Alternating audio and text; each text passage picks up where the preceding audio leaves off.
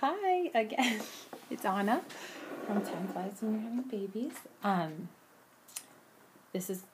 hate doing this. I'm the most awkward person ever on camera. And I'm just really hoping that my kids stay downstairs and play quietly for a good little span so I can do this, so that they don't hear me talking to myself up here, because that's just embarrassing. Even in front of your 5-year-old, it's embarrassing. So, but you know what? I really loved doing the last one because I really felt like I was talking to you all, to you wonderful, wonderful readers. And I keep my blog going because I love you guys and because I feel like the solidarity that I receive and the encouragement that I get from all of you is just, it's invaluable. And even though I'm terrible at responding to comments, a lot of times they mean so much to me. So anyways, I thought I'd do this again one last time. And I mean, the results, the total outpouring of questions was just overwhelming. I mean, phone calls, phone ringing off the hook, inbox totally full. It's just been really crazy. I could barely handle it. I'm totally lying. I'm under no illusions that I am some famous blogger or anything, or that anybody really wants to know anything. But I did get a couple questions, which was really fun because, commenters are my friends. And so I would love to get to know them better, and I would love for them to get to know me better. So I'm going to try to keep this relatively short, and I'll start at the beginning of the questions so that I can get through them easily. So I have my computer in front of me. I'm going to be reading the questions. So this is just a Q&A vlog, so that we can be better friends. And the first question that I got was from Meg. And the question is, what is it like to have Scott Hahn as your father-in-law? I'm imagining family gatherings where everyone is chatting biblical history. And it's so funny because you're pretty much right on. I was with some friends last night, and we were talking about in-laws, and they asked how things were with mine and what it was like. And I just pretty much answered that it is the way you would think it would be.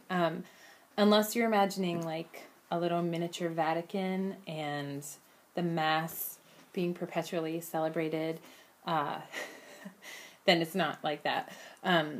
But I was giving a comparison to my own family where there's just a lot of shooting the breeze, watching football, watching, YouTube videos that are ridiculous and silly, and just catching up on life. That there is that at the Hahn house, but at any given moment you could walk into a room and, just sit down in the middle of a conversation about St. Thomas Aquinas, or I don't know, just biblical theology or theology in general.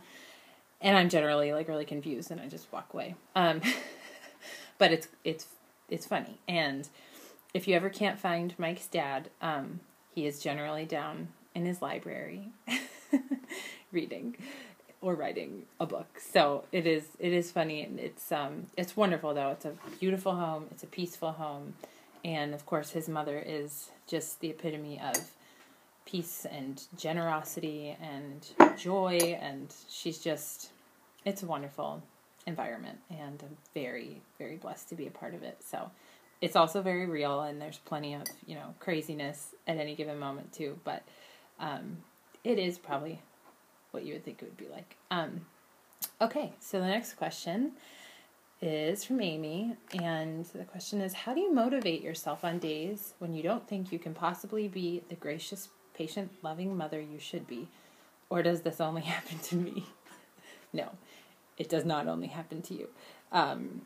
You should have seen me 5 minutes ago, downstairs with a serious, crazy brawl over Duplos, and I have no idea. It was just, tears and melting down and tantruming over little colored blocks. I don't even know.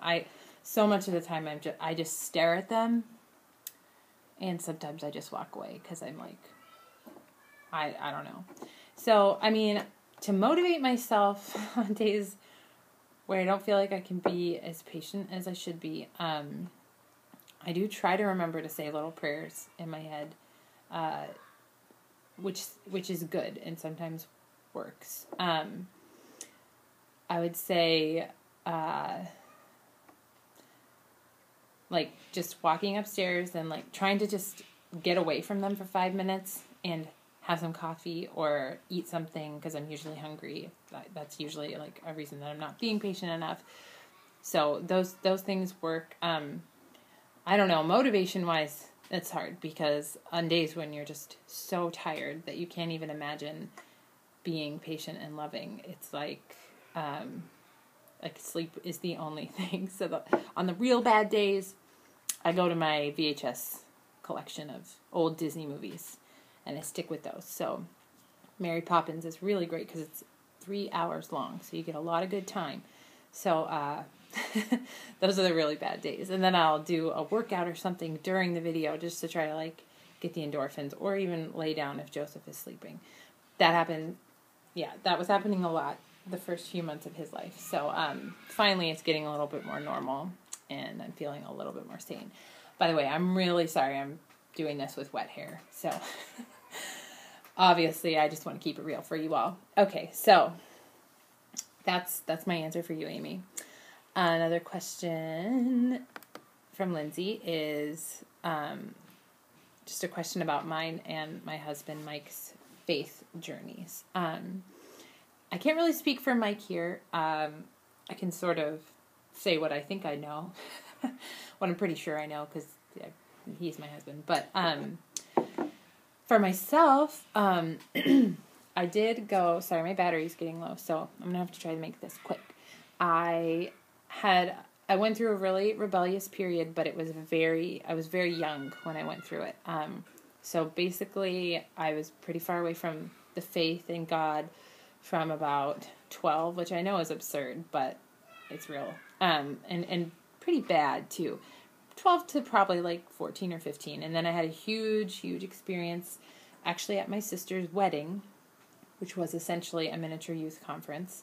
And it was beautiful. And I just decided to start coming back to the sacraments wholeheartedly and following the Lord. And I got a lot of crap from my cool friends at school. But you know what?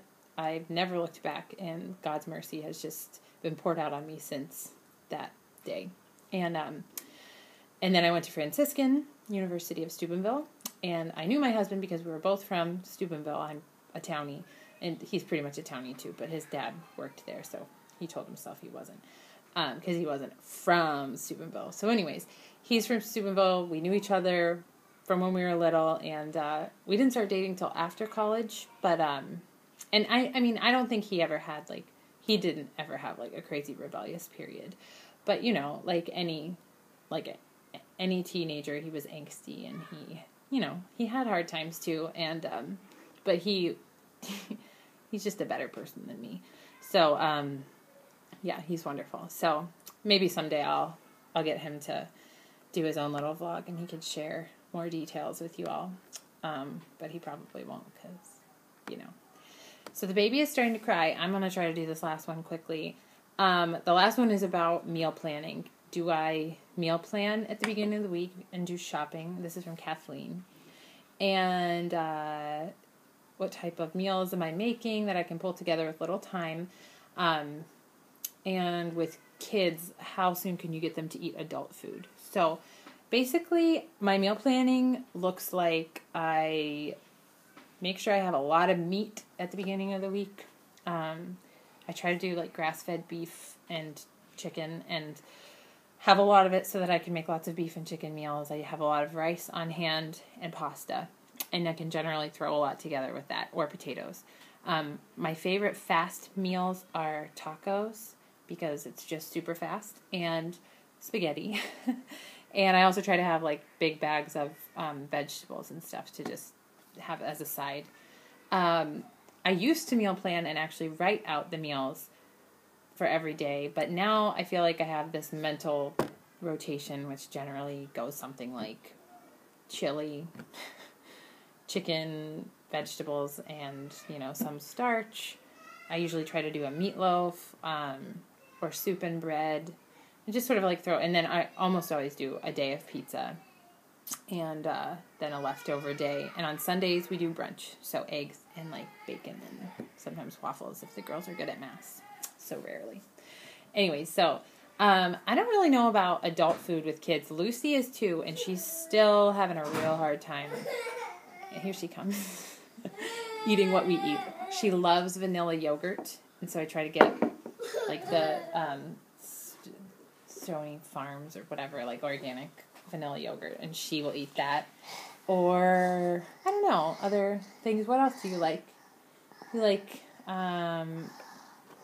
they love clementines but yeah, it's really hard to get her to eat the whole meal of what we eat in the evening. And so I would say probably 3 or 4 is when it starts to happen. And where we start to like force them to do it is definitely like 3 or 4, not at 2, because she just doesn't get it yet. So, yeah, so those are the questions, and that is my last vlog, at least for a while.